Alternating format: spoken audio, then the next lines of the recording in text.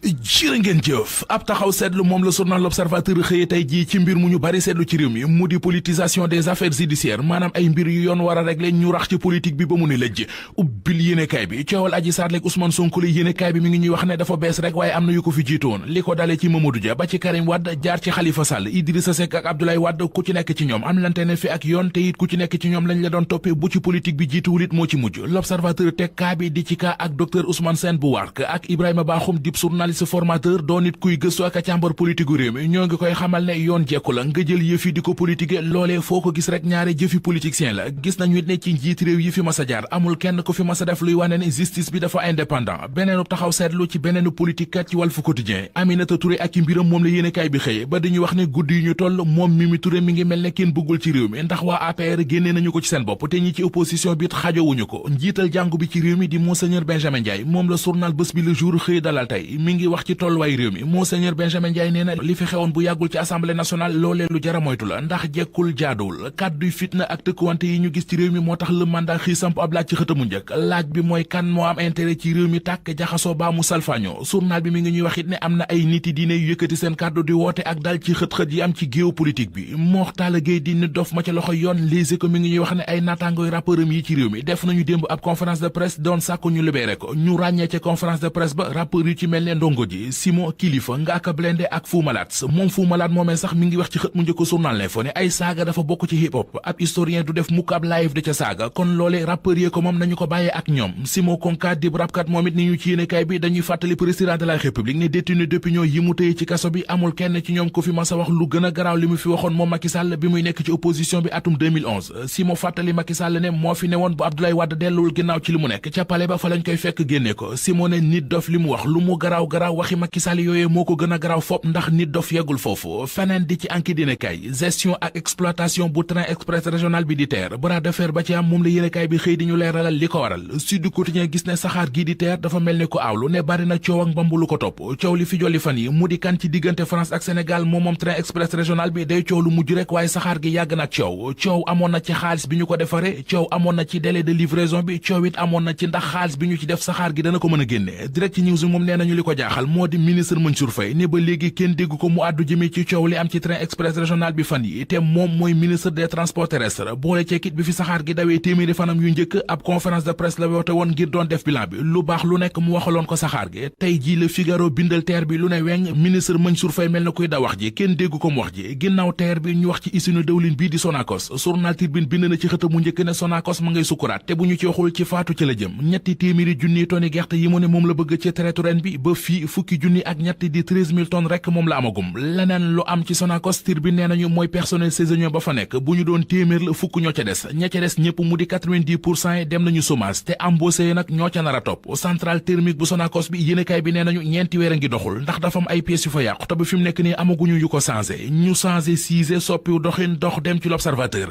ubbil yéenekaay bi maa mën yëg sëriñu tariyaax yi nekk ci réew mi li ñuy defloo nit ñi leen gëm ci la journal bi xëy defub enquête ca seen enquête ba daje nañu ci ak kenn ku leen xamal ne am na benn charlatan bu ko doon ñaanal mës na koo sant mu jël ñetti xaj yuy dund mbaam ak ginaar gas ba mu xóot suul leen ca